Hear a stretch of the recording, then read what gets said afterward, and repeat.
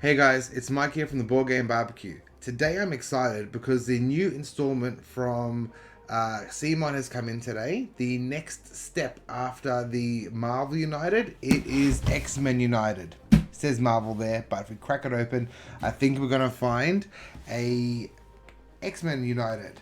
I have been very much anticipating this box. It's come a bit early. They did have an option to do two-wave shipping, which I did take up. I definitely want the two-wave shipping. I am impatient as heck, and I want to play this new version. So let's crack open this main box and have a look inside, shall we? Ooh. Some cardboard bits in there. I heard something rattling around and got excited. It was something extra. So there we are, folks. X-Men Marvel United by CMON. This is exciting for two reasons. One, I love me some X-Men. I definitely grew up with X-Men as a kid, and have a soft spot in my heart for them. But the other reason I'm really excited is for these purple characters right here. So this is a great game where you and your friends are teaming up and battling against a evil genius. So in the previous one it was like Red Skull or a bunch of other ones if you had the expansions. Taskmaster, things like that. In this one, we still have bad guys, which we've got a couple of red ones over here, which we'll go over in a moment. But the purple characters are what we call anti-heroes. And the anti-heroes are playable as bad guys, or they can also be heroes. So you can actually be the bad guy yourself, or you can use them as a hero as well, which I think is really cool. And the ability to turn the game into a one versus all is really awesome as well. I think it's something that they missed in the initial game. It allows for more players. It just gives you some more flexibility in the way you play. And I really want to be the bad guy. I think that's got to be cool. So that's the book. Not too long. Nice and clear. You got a rule summary on the back. I think a rule summary is also very important. We got our tokens here. Now these tokens are not dissimilar to the previous one. On the back, we're going to have our, oh goodness me, what are they called? We're going to have our civilians, and then we have our thugs on this side. We've got some health tokens, got a few bits and pieces there. This looks not dissimilar to the last one at all.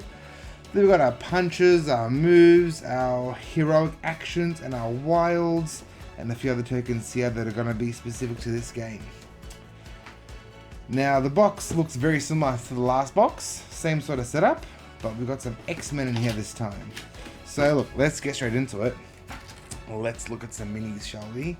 So let's save the best till last with the new sort of anti-heroes. Look, I'm sure everyone is waiting to see good old Wolvie.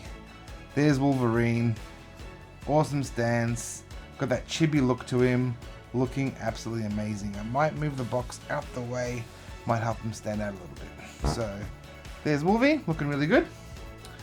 We're going to bring out Cyclops next. He's looking really cool too. Cool little stance. They do some really good work with the actual terrain they're standing on as well in this one. Put a bit of effort in there as well. But he is looking awesome. Then we got Beast coming out. Beast is looking mean. Looking ready for a fight. Got a couple cool spikes all over him. Looking really cool. Let's see, we got Jean Grey. Got a huge head of hair waving in the wind. Looking really cool. Awesome. We got here, who do we have here? I think it's Rogue. Got a cool little cape going there. Looking very cool. And of course, you cannot have the X-Men without the man himself, Professor X. Looking really cool. Nice shiny head there. Looks a bit like Mitch from the podcast if you've seen him. But yes, awesome. Let's go to the bad guys. We got Pyro. This is not Pyro. This is Sabretooth. Sabretooth is a bad guy. Very cool. You got he's Wolverine's arch nemesis. So it's going to be fun to put these guys up against each other. Like, that's going to be the first game I want to play, I reckon. Just put these two up against each other.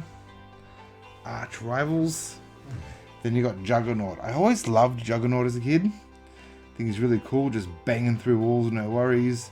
Once he gets going, no one's going to stop him at all. There's Juggernaut.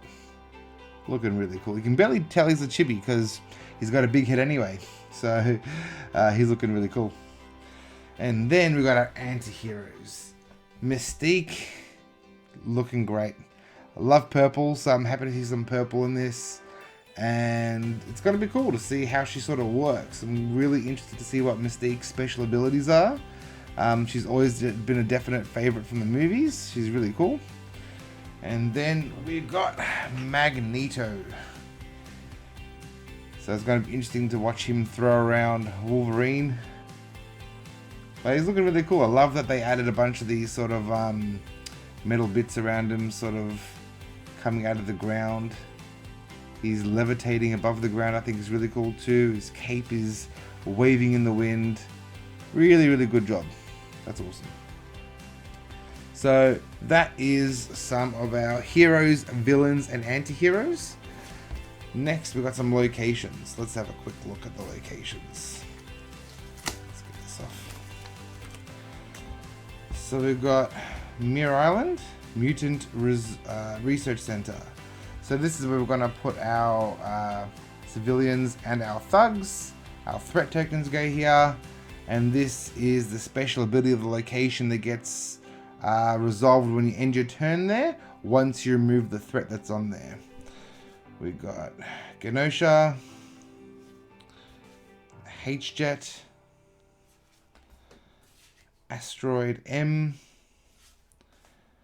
Weapon X Facility, Sentinel Space Station, the Hangar Bay, Xavier Institute for Higher Learning, and back to Mirror Island. So got a few there. Got 1, 2, 3, 4, 5, 6, 7, 8. And you're going to be using 6 of these at a time, I believe. So gives you some ability to mix them up and change them up all the time. And then we've got here. Let's take this little guy off. Okay. So this is our special sort of areas for our bad guys. This lets us know how our bad guys work, what the overflow effects are, the special rules, the BAM effect, and their plot. What are they trying to do? It lets us know how much health the bad guy's going to start with, depending on how many players that we have as well. So that's your Sabretooth. That's your Juggernaut. There's your player board for Mystique, if you're using her as a villain, and for Magneto. So very cool. And just even 4 from the base box of having 4 different villains to play with is awesome. That's a lot of replayability. I've taught the first game many times, and I've played Red Skull a bunch of times, and I still have an awesome time every time that I play it. So I think that, you know, having 4 villains to choose from is really good. You've got your villain dashboard here, which we're going to put a few cards down there to sort of show where we collect our thugs and our civilians and our threat tokens, and the abilities that get unlocked as we clear those threats. Next, we've got some cards. So we'll have a quick look at the cards. Let's give it a careful cut open. If you played the last one, please let me know who your favorite character is in the comments. I really enjoyed playing with Doctor Strange. He had some really cool abilities. And in this one, look, I'm really looking forward to the Deadpool pack to come. I didn't go all in on this one. I'm going to get most of the boxes, but I had to hold back a little bit. But the Deadpool was an absolute must for me, so I'm looking forward to getting the Deadpool pack. So we've got some Wolverine cards. We'll have a quick look at them. That's the sort of back graphic. And the cards are good quality.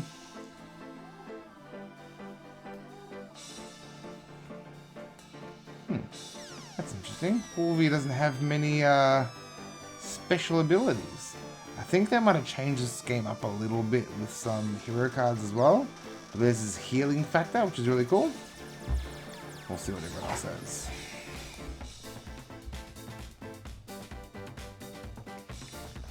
Okay, we've got Storm here. Ah, goodness me, I called Storm Rogue earlier. I apologize. That was Storm. So there's Storm. So we've got a few special abilities there. A few more than good old Wolvie. Very cool. We've got Professor X.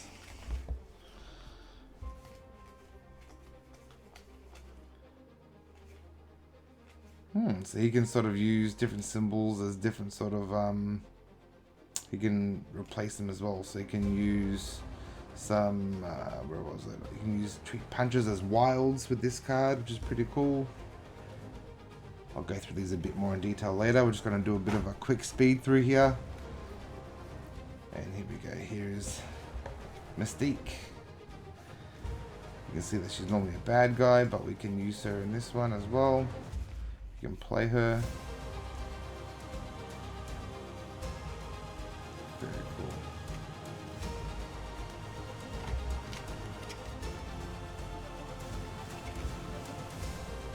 Here's Magneto.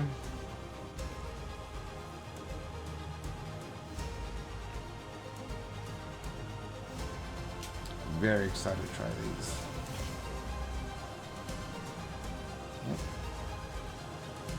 Okay. There's Jean Grey. A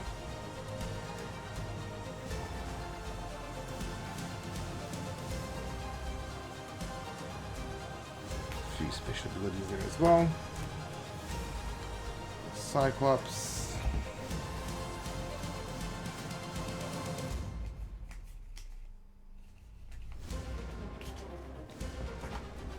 And we got Beast.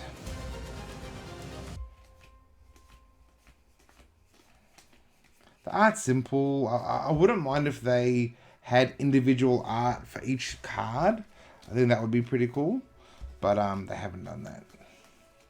But I think in the future that would be appreciated. Just having some more individual art on the cards would be cool. Just cracking open the other pack of cards. We'll do a run through quickly.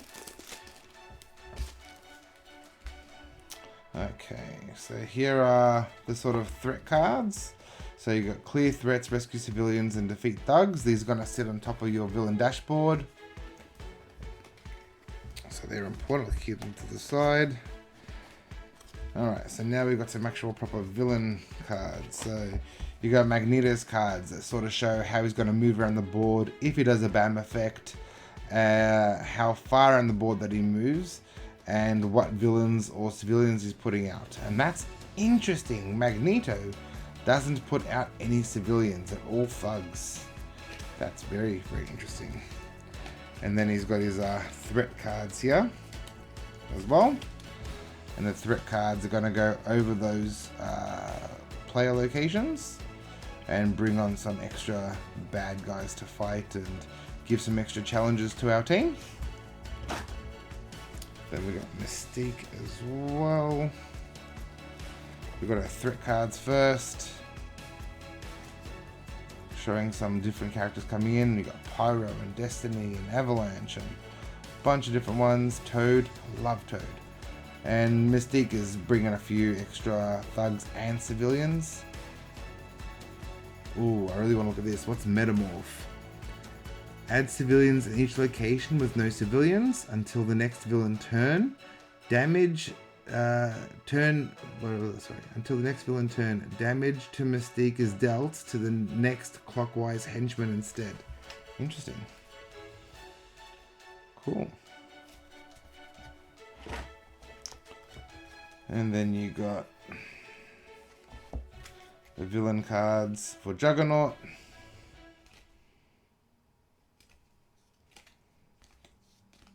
He does a bit more movement, I think, and that's probably because he's an unstoppable force, moving lots around that board. And he doesn't bring anyone else with him. He just has a bunch of extra threat cards, but not bringing more minions into the mix. A little bit different. You need to do lots of heroic actions to get rid of him. We got Sabertooth. Mix up a few cards there. So Sabertooth's threat cards, also not bringing anyone else, and then his standard villain cards as well. Very cool. And then these are the cards that add some differences to the game, and I've got to double check what they actually do and how they work. But these are super villain cards. I believe they give some like extra things and events that happen throughout the game. They're all just text, they don't have any images on them. Turn around. But what does one of them do? Trigger. You may play a master plan card. Effect. Change your movement to a number of your choice from 0 to 6.